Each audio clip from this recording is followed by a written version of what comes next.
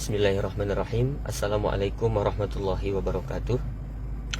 Insanak, semalam saya nonton video ucapan dari salah satu calon bupati Sambas yang mengatakan saya ini Ustadz Murahan harus ditolak. Kemudian disebabkan karena katanya menyamakan pilkada dengan perang Uhud. Kita akan tanggapi. Sebelumnya kita simak dulu omongan beliau ini berikut ini. Tinggal 50 lebih hari kita akan milih gubernur, wakil gubernur, milih bupati, wakil bupati. Saya tahu kita banyak pilihan, banyak jagoan, banyak nomor, silakan. Kita tidak boleh maksud orang, tidak boleh nak menghujat orang, tidak boleh nak hina orang. Apalagi sampai ceramah di masjid ibaratkan pilkada itu kena perang Uhud dan perang Badar. Ia salah bahasa. Saya sampaikan, betul ke? Kita itu bukan perang Bapak Ibu, kita beradu visi misi. Kalau ada penceramah berani mengatakan mengkias-kiaskan pilkada itu sama dengan perang Uhud dan perang Badar, ia salah. Jangan membangkitkan amarah orang ketika masyarakat Sambas aman, damai dan kondusif. Saya mengajak kita semuanya, kita sepakat harus bantu polisi, bantu TNI, bantu panitia penyelenggara pilkada, gubernur dan bupati, betul ke? Pastikan tiap rumah tangga kita, kampung halaman kita aman, damai, kondusif dan bahagia, betul? Setuju? Abaikan penceramah yang murahan seperti ini. Apalagi ceramah di masjid, rumah ibadah tidak boleh untuk politik, betul? Kita harus menolak, kalau ada penceramah menyampaikan kita itu pilkada beradu visi misi disampaikan dengan perang Uhud dan Badar. Dah kita dengar ya. Jadi pertama yang nak saya tanggapi adalah kata beliau jangan menyamakan pilkada ini dengan perang Uhud. Itu betul. Saya tidak pernah menyamakan perang Uhud dengan pilkada. Saya sebenarnya tidak ngerti, tidak tahu kenapa orang selevel beliau tidak paham tentang kias. Jadi dalam ilmu usul fikih itu kan ada 3 macam kias. Ada namanya kias aulawi, ada namanya kias musawi, ada namanya kias adna. Kias aulawi itu mengkiaskan dengan yang lebih besar. Misalkan dalam Al-Quran kita dilarang berkata dengan orang tua. Oh berarti nampar orang tua boleh. Kalau berkata saja tidak boleh, apalagi sampai memukul orang tua, itu namanya kias aulawi. Yang kedua ada namanya kias musawi, selepel, mengkiaskan sesuatu yang selepel, misalkan arak dengan ganja, itu sama-sama memabukkan, itu kias musawi namanya. Ada juga mengkiaskan dengan yang lebih bawah, seperti kias adna, mengkiaskan yang besar kepada yang lebih kecil. Misalnya dilarang kita memakan harta anak yatim dalam Al-Quran. Nah kalau menjualnya gimana? Nah kan gitu.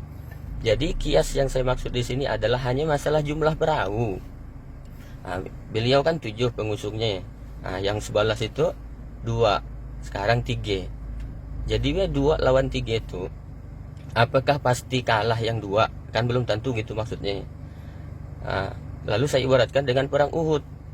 Perang Uhud itu pasukan Nabi 700, pasukan kafir Quraisy 3000. Lalu ditanggapilah beliau seakan-akan mereka ini orang kafir gitu. Bukan gitu maksudnya. Jadi kalau 2 lawan 7, kalau Allah izinkan 2 menang, ya menang. Kalau udah Allah yang tolong. Pasukan Nabi juga gitu, walaupun sedikit jumlahnya, karena ditolong oleh Allah, ya menang pasukan Nabi. Kan gitu maksudnya. Sama seperti kita, ada anak orang kaya, ada anak orang miskin. Apakah anak orang kaya pasti sukses, pasti berhasil? Kan belum tentu. Nah boleh jadi yang miskin yang lebih sukses, karena kita tidak tahu nasib orang masing-masing. Jadi bukan mengatakan pilkada ini macam perang Badar, salah besar katanya. Ya memang tidak ada saya ngatakan sepertinya, hanya masalah jumlah perahu. Yang besar belum tentu menang, macam gajah lawan samud, kan belum tentu juga gajah menang. Ini kalau ditolong oleh Allah walaupun kita sikit, boleh jadi bisa menang. Gitu maksud ceramah saya. Entahlah, kalau selevel beliau aja gagal paham, bagaimanalah dengan anak buahnya aja yang salah tanggapi tentang ceramah saya. Salah besar katanya. Oke, mungkin saya salah, tapi apakah Anda benar? Kan gitu. Ada ilmunya, ada ilmu usul fikih namanya. Masa sih sekelas ESOS IMH lulusan sekolah agama ndak paham ilmu usul fikih model begitu. Nah, kemudian yang kedua yang nak saya tanggapi, kata dia abaikan penceramah murahan macam ya. Ya, saya akui memang saya penceramah murahan. Saya memang penceramah murahan. Saking murahnya, datang daan kena jemput, balik pun daan kena antar, kadang-kadang daan kena sambut. Saking murahnya dan ngundang saya daan perlu pakai protokol segala macam, tak perlu. Dan perlu pakai surat, dan perlu pakai proposal, SMS saja, WA atau telepon dia datang saya. Jauh ke dekat ke asal sampat sehat saya datang. Nah, karena saking murahnya lah. Murahnya ngundang saya ceramah. Jadi saya akui saya memang penceramah murahan. Kalau nak penceramah yang mahal, nah undanglah dari jauh, dari Jakarta. Sekali bayar 40 juta, 50 juta, 20 juta gitu ya. Dana PAP saya dan karena undang aja dana PAP. Dana PAP. Ya, soal nak ngundang atau tidak ya terserah masyarakat masing-masing lah. Nah, lalu tolak Ustadz model gaya, tolak penceramah yang ngatakan menyampaikan perang Uhud dengan pilkada ya, tolak.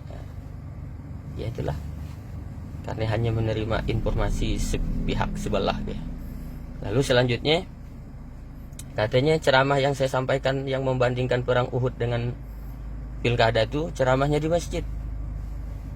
Itu bukan di masjid, itu ditaruh di desa Sungai Daun, Kecamatan Selakau, ditaruh acaranya, bukan di masjid.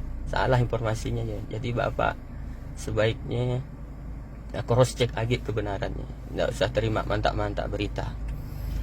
Lalu yang terakhir, mohon maaf saya Bapak adalah orang terhormat, orang besar. Saya hanya rakyat kecil, rakyat biasa. Terlalu rendah kalau Bapak berurusan dengan saya. Bapak kan orang terhormat, banyak duit, banyak pendukung ya. Banyak hal-hal yang lebih penting yang bisa Bapak urus, yang bisa Bapak lakukan daripada berurusan dengan saya. Kata Bapak jangan menghina. Saya tidak ada menghina orang dalam ceramah saya. Bahkan beberapa ceramah saya dukung Bapak. Tidak boleh kita menghina karena suku, kata saya. Bisa dicek, carilah ceramah-ceramah saya tonton semuanya videonya saya yang ada di YouTube ke di Facebook ya. Ada tidak saya ngine orang? Tidak pernah saya ngine orang. Bahkan dalam beberapa kesempatan yang waktu pernah sama-sama dengan Bapak, justru Bapak yang menghina fisik orang, mempermalukan. Nih Bapak ini kacik, kalau bajunya panjang sekian, ringan, itu sebenarnya memang mungkin nak pongah ya, tapi kan nggak bolehlah ke fisik-fisik ya. Saya minta maaf Pak kalau ini hanya sekedar meluruskan supaya jangan sampai nanti ada terjadi kesalahpahaman di antara kita. Dan saya harap Bapak dan timnya bisa berbuat yang lebih penting lah daripada urusan dengan saya. Saya hanya rakyat kecil, orang miskin dan berduit. Apa aja sampai nak bayar orang ya, kan mampu saya. Barakallahu fikum, mudah-mudahan Bapak dan tim sehat selalu, panjang umur. Kalau memang ada waktu kesempatan mungkin bisa bersilaturahmi dengan saya. Mudah-mudahan lah Allah berikan yang terbaik untuk Bapak. Terima kasih dan saya mohon maaf untuk semuanya. Walafu minkum. Wassalamualaikum warahmatullahi wabarakatuh.